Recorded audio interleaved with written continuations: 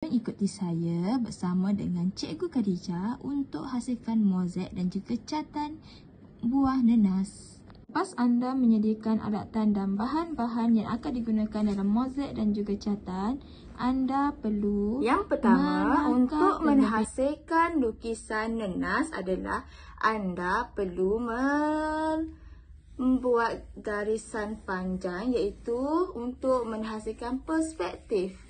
Okey, ini adalah perspektif untuk menghasilkan bentuk nenas yang sebenar. Seterusnya, anda perlu bahagikan dia punya daun. Okey, daun nenas adalah berada dekat atas. Okey, ini adalah daun nenas. Okey, anda perlu buat lakaran untuk menghasilkan daun. Okey, ini adalah lakaran yang sederhana. Okey, yang seterusnya adalah menghasilkan